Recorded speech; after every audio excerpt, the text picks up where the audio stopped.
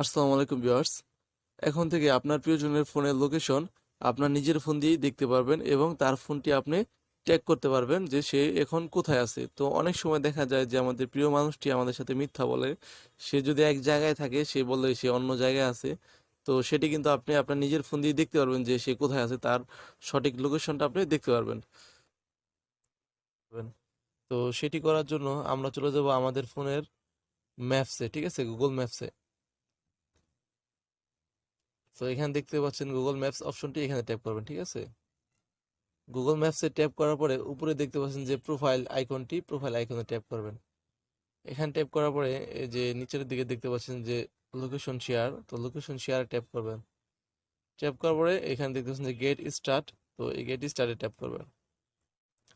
তো এখানে ট্যাপ করার পরে এখানে দেখতে পাচ্ছেন যে ফর 1 আওয়ার্স, হ্যাঁ, আর নিচে আরেকটা অপশন দেখতে পাচ্ছেন until you turn this off, অর্থাৎ আপনি যদি তার লোকেশনটি 1 ঘন্টার জন্য দেখতে চান তাহলে এখানে ট্যাপ করবেন, ঠিক আছে। এবং যদি একটু বাড়িয়ে নিতে চান 2 ঘন্টা অথবা 3 ঘন্টা, তাহলে এখানে প্লাস আইকনটি দেখতে পাচ্ছেন, এখানে ট্যাপ করবেন।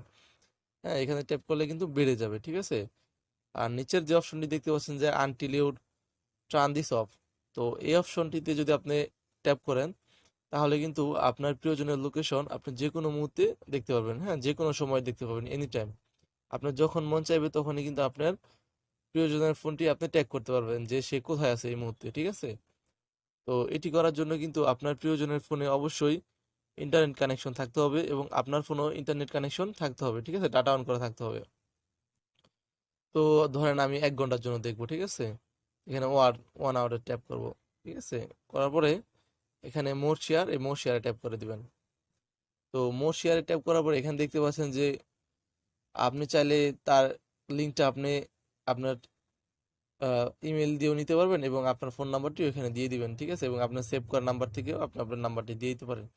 তো এই কাজটি কিন্তু আপনি আপনার প্রিয়জনের ফোনে করবেন, ঠিক আছে। যার ফোনের লোকেশন আপনি দেখতে চাচ্ছেন তার ফোনে এই কাজটি করবেন, ঠিক আছে। তো এখানে যেহেতু আমার ফোন দিয়ে আমার প্রিয়জনের ফোনের লোকেশন ট্যাগ করব, তাই এখানে আমি আমার নাম্বারটা দিয়ে দিব, ঠিক আছে। তো আমার এখানে সেভ নাম্বার আছে, তো সেই সেভ ট্যাপ করব, সেভ নাম্বারটি এখানে ট্যাপ করব। তো আপনাদের সেভ নাম্বার যদি না থাকে সেক্ষেত্রে আপনারা এখানে আপনাদের নাম্বার তুলে নিতে পারেন, ঠিক আছে। এটা হচ্ছে আমার নাম্বার, ওকে দিয়ে দিব, ঠিক আছে। সেন্ড ট্যাপ করব।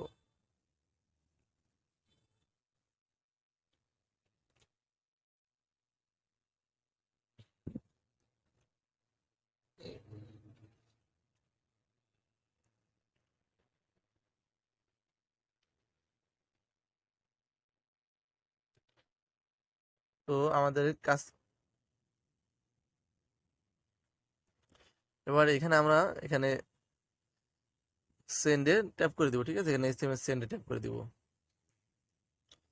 ওকে, আমাদের এই ফোনে কিন্তু কাজ শেষ, ঠিক আছে। এই ফোনে কাজ শেষ। তো এখন আমরা আমাদের সেই ফোনে যাব যেই ফোনে আমরা লোকেশনটা দেখবো, ঠিক আছে।